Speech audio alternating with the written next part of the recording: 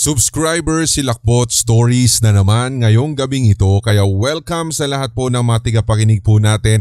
At ang ating episode ngayon syempre ay hatid pa rin po sa atin ng mainit-init at aromatic na kape ni Lola Trinidad. Once again, avail lamang po ng mga favorite flavors ninyo, at para ma-check ninyo kung ano pa po yung mga available natin na mga flavors dyan ng kape ni Lola, puntahan lamang ang HTV merch sa Shopee o sa ating TikTok shop, at nang sa ganun ay makapag-order ka na bago ma-order o mapakyaw ng iba. Andyan yung hazelnut, ang the best para sa akin, butterscotch. Marapat na matikman mo na ito para nang sa ganun ay hindi mo naman sabi na binobola lang kita or ano. Kung pampagising, andyan pa rin ang barako po natin. Nako, tikman na habang meron pa tayo mga stocks at nang makapag-replenish din po tayo. At maraming salamat sa last time na mga nag-order, may isang box po tayong pinadala papunta po ng US. Isa po sa mga nakausap din natin ito sa Facebook page.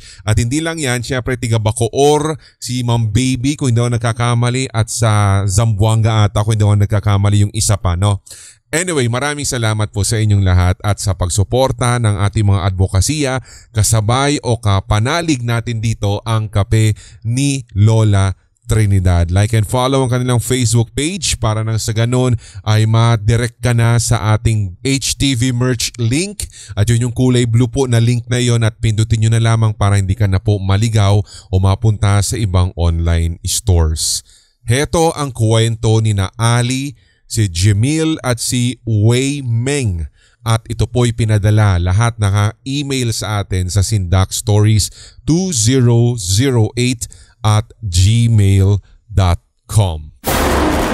You are listening to Subscribers Hilakbot Stories, true horror stories submitted by HTV Positive listeners. So umpisa na po natin sa kwento ni Ali, at sabi niya dito, isa sa mga pinakamatagal na siyang tiga-subaybay ng mga episodes natin mula po sa ating podcast, at ngayon lamang po niya naisipan na magbahagi. Night shift po ako nung nag-duty ako, at nakwento lang sa akin ng isa sa mga helper namin ang pangyayaring ito. Mahilig kasi kaming magkwentuhan sa opisina, at kadalasan ngayon Red ay mga kababalaghan. Gawa nga ng meron din pong nagpaparamdam talaga sa aming opisina. Isa sa mga hindi ko malilimutan na naibahagi ng helper na kasama ko sa opisina nung gabing iyon ay yung lalaking helper namin ay nakakita daw ng isang empleyado na pumasok ng storage ng aming department. Ang mga maaaring pumasok lamang kasi sa storage na iyon ay tanging mga tao lamang sa departamento namin. Lagi din po iyong nilalak dahil nasa reception's desk yung susi nun. So sa amin lagi hinihingi yung susi sa tuwing may kukunin o ipapasok sa loob ng storage. Base sa kwento sa akin ng helper, natawagin na lamang nating Ate Mandy. Kwento lang daw sa kanya ito ng isa pang helper, natawagin naman nating si Kuya Manuel.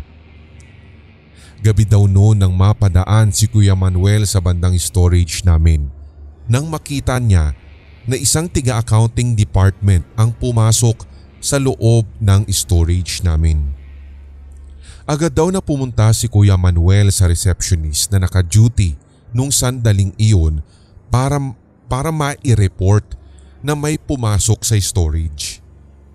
Hindi kasi basta pwedeng iwanan ang reception's desk. Ipinadescribe na lamang daw kay Kuya Manuel yung itsura ng empleyado upang mapagsabihan at matanong kung bakit ito pumasok sa storage namin, dahil alam naman nilang hindi po sila pwedeng pumasok doon. Maliit na babae, singkit at maputi ang kompleksyon ng balat. Manipis nga daw po yung buhok, at yun daw yung babae na may laging ito daw yung babae na laging may dalang ulam at talagang humahalimuyak sa buong hallway. So habang dinedescribe daw niya yung empleyadong nakita niya, laking gulat daw nila na lumabas ito galing ng banyo. So para mas maintindihan po ng inyong mga tigapakinig, Sir Red, bigyan ko po ng konting visualization. Paglabas mo ng elevator, ilang hakbang mula doon, CR na po ng mga babae ang bubungad. So bago makarating sa hallway kung saan may kanya-kanyang pinto sa kaliwa at kanan na kailangan ng biometrics para makapasok, ay madadaanan din yung receptions area. Nasa kanang bahagi ng opisina yung storage room namin.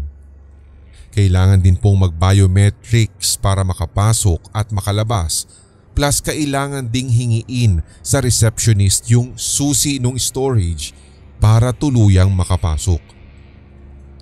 May mga pagkakataon na nakakalimutan ng mga helper na ilock yung pinto, gawa nga ng minsan ay sunod-sunod yung pagre-restock na ginagawa po, lalong-lalo na sa office ng aming boss. So going back, nagulat si Kuya Manuel. Sa sinabi ng reception kanina, Sir Red, ay hindi siya naniniwala kung kaya't talagang sinadya po niya at binalikan yung storage room para i-check at matiyak talaga na walang kahit sino na pumasok doon. Pero laking gimbal daw po niya nang makitang nakalock yung aming stock room. Dito ay kinabahan ng lalo si Kuya Manuel. Yung tinutukoy din kasi na empleyado kanina ay sinabi ng receptionist na nakita o namataan naman nilang dumaan daw ito sa harapan kanina. So nangulit pang lalo si Kuya Manuel. Gusto talaga niyang i-verify na totoo ang kanyang kiniklaim. Ipinacheck pa nga niya yung CCTV dahil sigurado daw talaga siya na merong nakita o meron siyang nakita kanina at pumasok doon. Hindi naman din siya pwedeng gumawa ng kwento o basta-basta magkamali na may nakita siya dahil malinaw na yung eksaktong dinedescribe niyang empleyado ay talagang nakita niyang pumasok sa storage room. Ang problema lamang kasi nung time na iyon, Sir Red, ay mahigpit ang aming mga IT at hindi ka pwedeng basta-basta na lamang mag-request o mag-save o lalong-lalo na mag-download ng kopya ng isang specific na video file mula po sa aming CCTV. Gayon din yung pagpi-playback nito, lalo na't wala naman din daw pong report tungkol sa nakawan o kahit na anong pangyayari sa opisina na karapat dapat na i-playback o i-check. So ito na nga. Night shift kaming dalawa ni Ate Mandy nung kwenento niya ang nangyaring iyon kay Kuya Manuel. Pareho kaming nangilabot dahil sa gabing iyon nataong duty iyon nung babaeng empleyado na nakita ni Kuya Manuel. Hanggang sa dumaan na siya pero wala naman kaming naramdamang kakaiba. Naging normal yung takbo ng duty namin hanggang sa sumapit ang 2:00 ng madaling araw ay doon ako nakaramdam ng boredom. Busy na rin kasi si Ate Mandy na maglinis ng opisina at nagkapag-round check nang makapag-round check kami ng 4:30 AM at makapagpahinga na lang at maghintay na matapos yung shift. Tinawagan ko yung boyfriend ko nung time na iyon at naisipan ko na ikuwento sa kanya yung nangyari.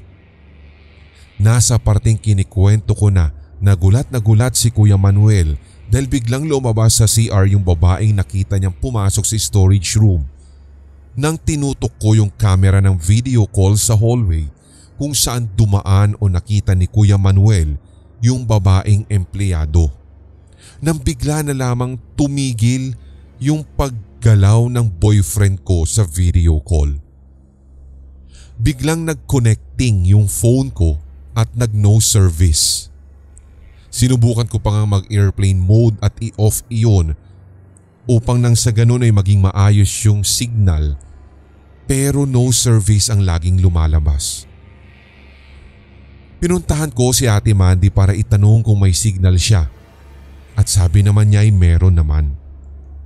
Doon ako nagtaka sapagkat sa akin naka-indicate pa rin talaga ang no service. Nirestart ko yung phone ko pero ganun pa rin. Halos 1 oras na wala akong signal. Sumama lang ako kay Ate Mandy ng buong oras hanggang sa biglang may nag-notif sa messenger ng phone ko, hudyat na may signal na ulit. Pinaliwanag ko muli sa boyfriend ko ang nangyari at sinabi niyang wag ko na lamang itutuloy ang kwento. Pag-uwi ko na lamang daw at doon na lamang naming pagkwentuhan iyon. Sinabi pa niya na susunduin na lamang niya ako at sa labas na lamang ng opisina kami magkwentuhan. Fast forward, nang maka-out na ako at nakauwi kami ng boyfriend ko ay kumain muna ako. Nasa kwarto siya nung kumuha ako ng tubig.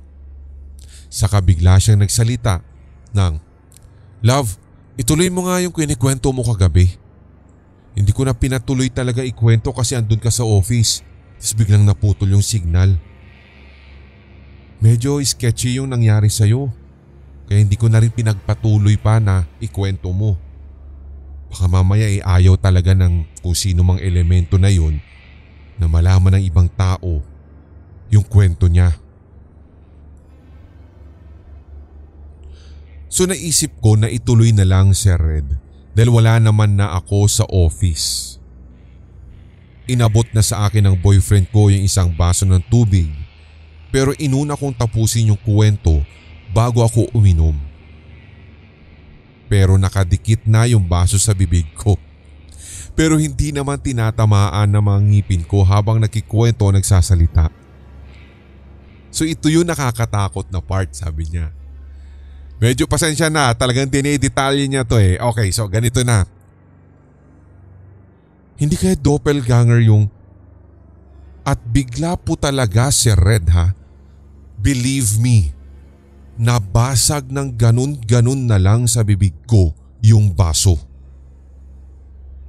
Hindi mainit o malamig yung tubig. Yung tubig na nanggaling sa dispenser ay normal na temperatura lamang. Nagulat kaming dalawa ng boyfriend ko at nataranta pa nga siya, baka nasugatan na ang bibig ko. Pero nung chinek namin, awa ng Diyos ay wala naman pong kahit na anong sugat o kaya ay bubog. Doon na niya inulit na wag ko na daw itutuloy ang kwento, baka meron pang kasunod na mangyayari sa akin. Hayaan na lamang daw namin yung kwentong iyon. Dahil baka may mga bagay na ayaw talagang isiwalat nung kung anumang elemento at marapat na nasa opisina na lamang daw namin iyon pagkwentuhan o ikubli. Yun bang parang hindi mo na dapat ikwento sa iba? So last year pa po ito nangyari, pero hanggang sa ngayon ay hindi ako makapaniwala. Pasensya na po kung medyo naging, sabi niya, detalyado at paligoy-ligoy kung sakali man daw, pero nawa ay naintindihan ng inyong mga tigapakinig ang nangyari sa akin. Sa effort at sa oras ng pagbabasa ninyo sa aking kwento, ako po'y nagpapasalamat. Lagi ko po kayong ginagawang background, lalo na po sa inyong podcast, lalo kapag ako po ay maraming paperworks o hindi naman kaya kapag free time at nais ko nang matulog. Marami pa po akong nais na ibahagi, mga pangyayaring hindi ko pa rin po maipaliwanag. Hindi lamang po sa aming opisina kundi pati sa kondong tinutuluyan ko na provided ng kumpanyang pinapasukan ko. Mabuhay po ang buong team ng Hilakbot at sana dumami pa po ang inyong mga views, listeners at sharers ng mga kahilahilakbot din nilang karanasan. Hanggang sa muli po. You are listening to Subscribers Hilakbot Stories, true horror stories submitted by HTV Positive listeners. Maraming salamat sa kwentong ibinahagi mo dito. Siya daw po si AKA Ali. Hindi tunay na pangalan at maraming salamat dahil nagkaroon ka ng pagkakataon na i-email sa amin ang bahaging ito. Mabuti na lamang talaga. Naniniwala din ba kayo doon or kung ano man yung take ninyo dito guys sa lahat ng mga nakikinig na naniniwala ba kayo din dun sa mga sinasabi o dun sa kwento ng ating first sender na meron bang ganun ka-violent talaga na element o kaya sabihin na lamang natin ng mga kampo ng kadiliman na hanggat maaari alam mo yon, ayaw niyang ipagpatuloy mo yung kwento tungkol sa kanya. Diba? Yung kwento tungkol kahit man karanasan na involved itong elementong ito o kung ano pa mang creature siya from the dark, diba? May mga ganun hindi natin alam kung ano ba to, poltergeist na bang maituturing yung ganito or diba kasi medyo violent siya diba? Kaya kung ano pa man at ano pa yung pwede ninyong maibahagi at kung sakali pareho kayo ng karanasan ng ating first sender, huwag na pong mag-hesitate na i-email kami sa sindakstories2008@gmail.com. Si Jamil naman ang susunod nating sender at sabi niya ang ibabahagi naman daw po niya ay naganap sa bahay nila sa Bacoor. Siya po ay 22 years old na at madami na daw silang naupahan. Pero sa lahat ng iyon, almost lahat ng kanilang inupahan ay may na-e-encounter daw siya. Ito ang Subscribers Hilakbot Stories. Aware naman po ako na since bata ako Sir Red o since nung bata pa lamang ako, may third eye na ako. Pero ewan kung bakit parang bigla pong nawala instantly yung mga pagpaparamdam at mga nakikita ko or safe to say na nagsara yung third eye kong ito matapos mamatay yung lola ko noong 2020. Pero bumalik na naman noong 2023. Sa dami ng karanasan ko ay hindi ko na alam kung alin sa mga ito ang uumpisahan ko, pero Sir Red, ito na lahat ang kinumpile kong experiences na hindi ko talaga malilimutan. Nasa ospital kami dito sa District Las Piñas. Nung sinugod namin sa ospital si Lola kasi na-stroke po. Lahat ng pasyenteng nasa emergency ay magkakatabi since pandemic noong 2020 at sobrang higpit at wala na talagang mga hospital bed na available nung time na yun. May katabi si Lolang babae. Actually, pauwi na daw dapat sila nun kasi malakas na siya. Nagliligpit na nga po sila ng mga kagamitan noon, Sir Red. Nang bigla po itong nahimatay, kaya muli siyang inihiga sa kama. May 2 doktor ang lumapit at meron nga pong itinurok doon sa babae kung kaya't nangisay po ito bigla. Katabi lang namin halos yun kaya kitang kita ko po yung pangyayari na magpasa hanggang ngayon hindi ko talaga malimutan. Kitang kita ko kung paano din pong nire-revive yung babaeng nahimatay na tinurukan hanggang sa kanyang huling paghinga. Hanggang sa bigla na nga po siyang nalagutan nito at may puting usok po akong nakita na lumabas talaga mula sa bibig niya. Matapos noon ay bigla na lamang pong bumagsak yung kanyang kamay at dineclare na siya ay patay na. Natulala ako noon, Sir Red, lalo sa nakita kong medyo may kawirduhan. Hindi ko alam kung yung nakita ko bang lumabas na puting usok ay yung kaluluwa na ba talaga nung taong kanina ay nag-aayos lamang ng gamit sa pag-asang makakalabas na ng ospital. Nung same day sa same hospital si Red ay iniakyat na si Lola dahil meron na pong available na room since public hospital siya. Magkakatabi pa rin yung room na iyon at nandoon din yung room ng daddy ko dati bago siya mawala. So i-fast forward po natin. Habang nasa room na si Lola ay meron pong isang pasyenteng sigaw ng sigaw. May sakit siya na hindi niya nakaya. Kinabukasan, sumobra yung sigaw niya. Kahit nga yung lola ko ay napasigaw na. Kitang-kita ko yung taong nahihirapan sa labas ng pinto ng ospital. Nakatayo pero nakahiga talaga siya. At parang kaluluwa niya yung humiwalay nun. Tapos nag-flatline siya bigla-bigla. Nawala din yung figurang nakita ko na kawangis niya na nakatayo doon sa pinto ng ospital.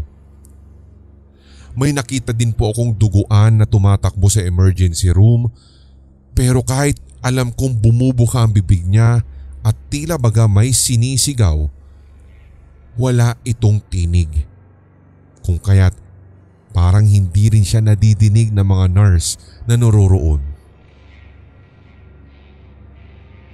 Hanggang sa matrigger muli yung third eye ko, lalo nang makadaan ako sa morgue.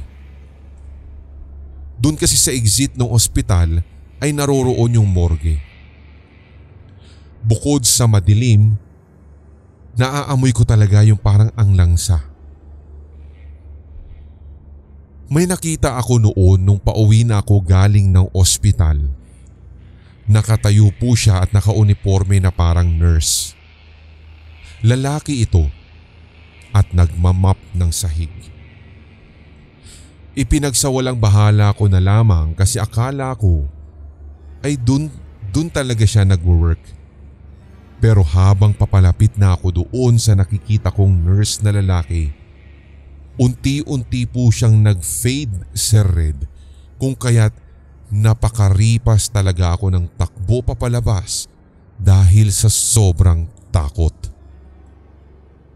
Abangan po natin yung katuloy ng kanyang kwento, lalong-lalo na sa ating second sender ngayong araw na ito na si Jimil, dahil ang dami po niyang mga iba pang karanasan. Hindi lamang po pala ito, parang primer lang itong nangyari sa kanyang ito, yung tungkol sa ospital na yan. At abangan po natin sapagkat sa nakikita natin dito meron pa po siyang itinuloy.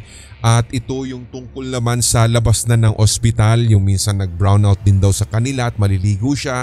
At marami pa, lalong-lalo na yung pinakahuli yung year 2022. Abangan na lamang natin syempre sa isang compilation or regular compilation either dito po sa HTV or sa Sindak. Last but not the least, ang kwento naman po ni Wei Meng.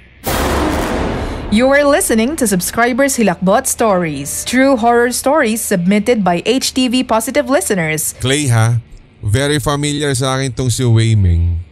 Baka naulit na naman tong kwento niya. Sige, tingnan na lamang natin. Sabi niya dito, it's me again, Wei Meng. Salamat nga pala po Sir Red sa pagsalang sa kwento. So hindi pala ito. Nag-assume ako agad.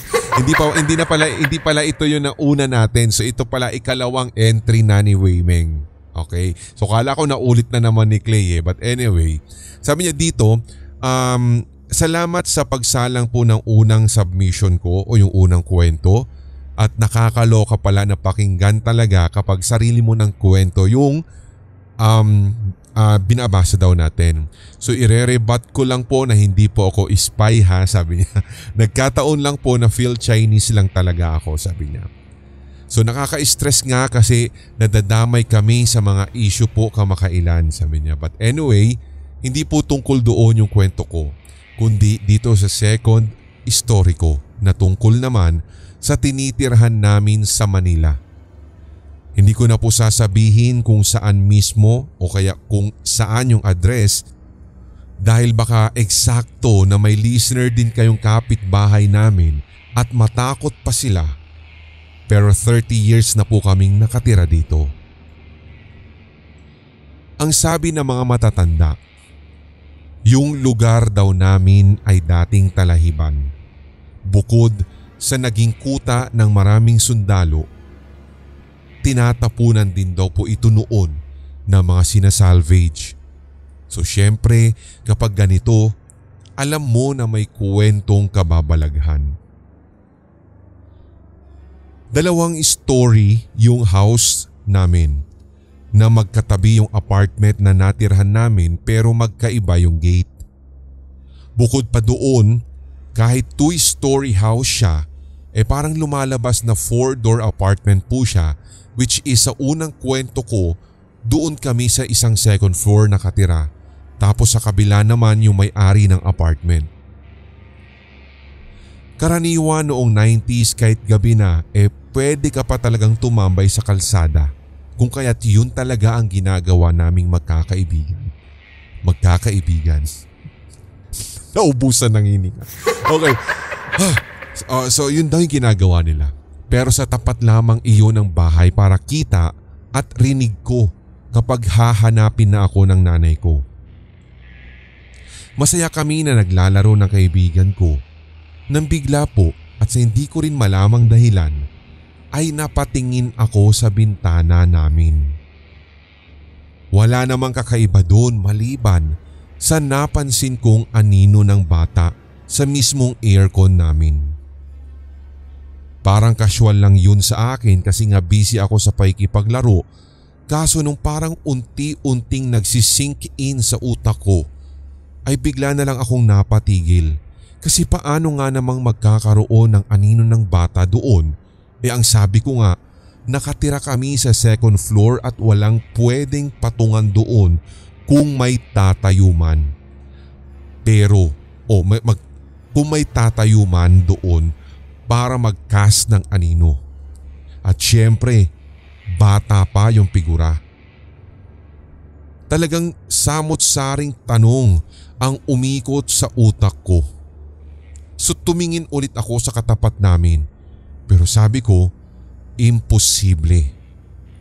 Bukod sa isang street ang pagitan namin ng katapat na bahay, ay may mataas na bakod sila at wala ding magtatangka na tumungtong doon. Tinawag ko yung kalaro ko at tinuro yung nakikita kong anino nung bata. Pero sabi niya, nasaan? At wala naman daw siyang nakikita. Pero habang tinuturo ko yun, Sir Red, ay naroroon talaga at naka-steady lamang yung anino niya. Tapos doon ko biglang naalala yung kwento ng may-ari ng bahay sa mama ko nang minsang nadidinig ko silang nagchichikahan. May isang gabi umano na umuwi siya ng bahay and since lahat sila working at bihira ang taong tumatambay sa bahay, ay dumating nga siya ng isang gabi. Doon ay napansin daw niya na may mga footprints ng paa ng isang bata sa kama nila. Ang nakapagtataka, kitang-kita sa kama niya yung steps at talagang maliliit na paa lamang ito. Nagtaka siya kung paano magkakaroon ng ganong marka. Wala naman silang baby sa bahay.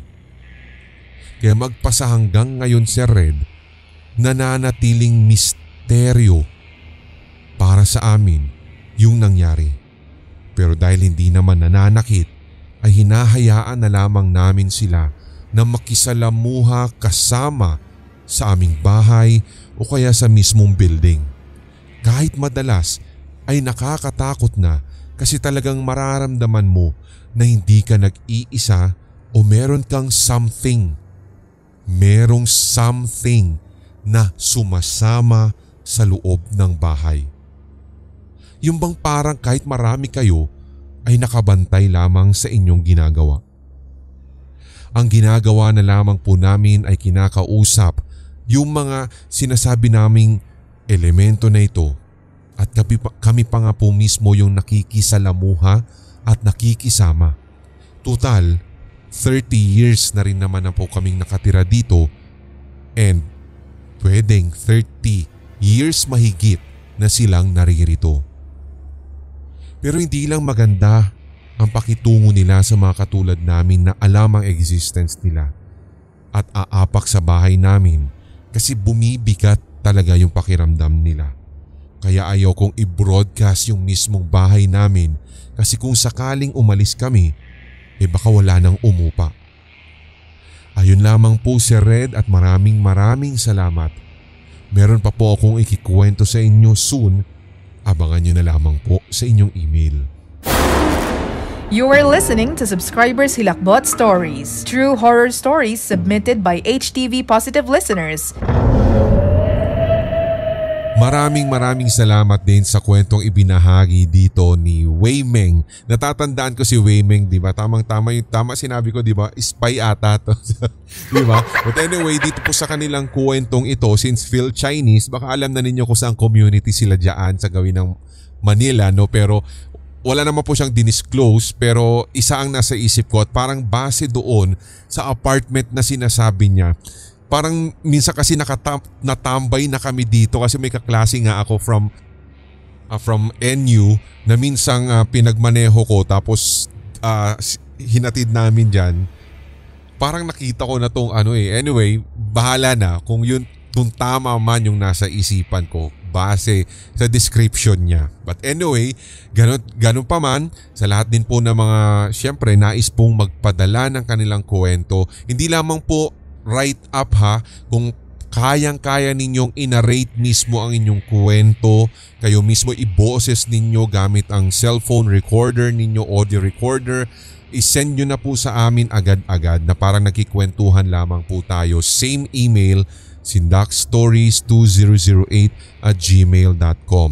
Sana sa puntong ito ay patuloy pa rin po kayong kumakapit sa matigas at tumihimas ng madulas, lalong-lalo na sa Hilakbot 24/7. Mga bagong channel members, nandyan po ang mga pangalan ninyo. Kung wala man po sa Hilakbot 24/7, pwede rin po kayong tumambay via radio.org.ph. Hanapin, i-type Pinoy Horror Radio, may 24/7 din po tayong streaming doon.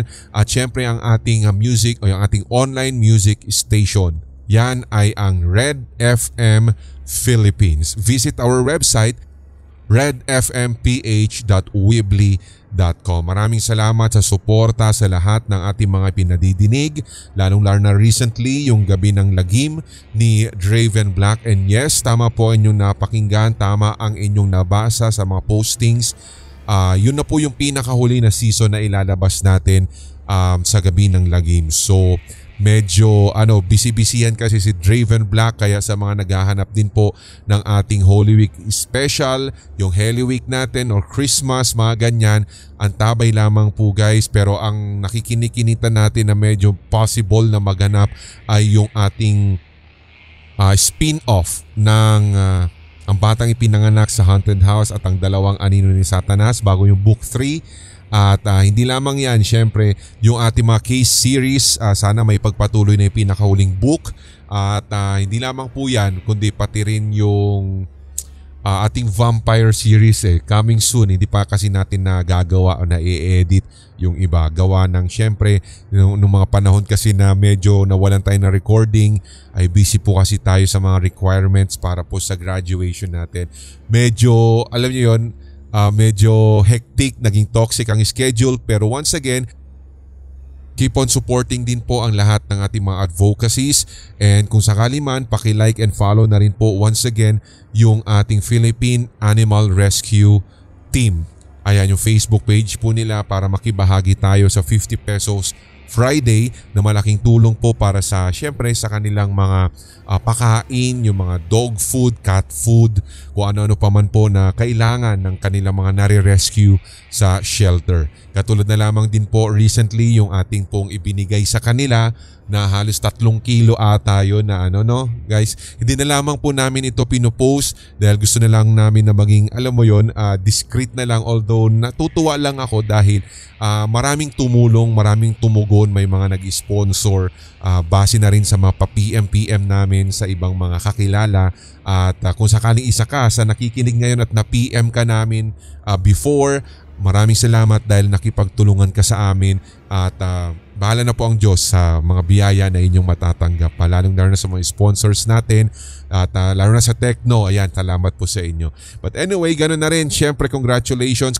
Kukumpletuhin ko na rin po, congratulations din sa ating dalawa pang graduates. Actually, mas nauna pa pong nag-graduate itong dalawang ito. Yung scholar po natin ito, guys. Salamat dahil po talagang malaking tulong yung mula po sa membership, mula po yung pakikinig, panonood po ninyo ng aming mga videos. Yung dalawa po sa aming ini-scholar talaga ay, alam mo yun, ito naging graduate na sana ay makakuha man lang ng maganda-ganda ding courses sa mga malalaking universities dito po sa Maynila. At anyway, marami pa po tayong gagawin, marami pa po tayong mga dapat gawin. Marami pang stories, marami pa po tayong mga exclusive para sa mga channel members. Pasensya na sa pagkukulang at kukunin ko na rin po ang opportunity sa mga regular at mga baguhan sa ating channel. Salamat sa lahat ng inyong tulong. Salamat sa lahat po ng inyong mga hindi pag-i-skip ng ads. Maraming salamat din po syempre sa mga walang humpay na nagpapabalik-balik ng ating mga kwento just in case wala man po tayong mga bagong na ilalabas. Puntahan nyo na lamang ang Hilakbot 24/7 habang naririyan pa po yan. Okay? So hindi ko na po i-disclose lahat. Baka mamaya mamemohan na naman ako ng aking mga producer. Huwag ko na daw sasabihin lahat. Okay, so yun na. Maraming salamat po sa inyong pakikinig sa ating SHS ngayong gabi. Hanggang sa susunod po natin na kwentuhan, tuloy-tuloy lamang po ang paghigop ng kape ni Lola Trinidad. Order na bago ma-order ng iba. Tuloy-tuloy lamang din ang ating hawaan para wala ng kalingan at lahat tayo ay solid HTV positive. Love you guys. I love you guys. May mga kwentong kababalaghan o mga karanasan kang kahilahilakbot na nagmumulto sa iyong memorya? Ibahagi na yan sa pamamagitan ng voice message o kaya i-type at i-send sa sindakstories2008@gmail.com. Maaari ring i-private message sa Hilakbot TV Facebook page. Ating pagkwentuhan ang inyong real paranormal experiences kasama si Red. Lunes at Biyernes, 9:00 ng gabi. Ito ang Subscribers Hilakbot Stories.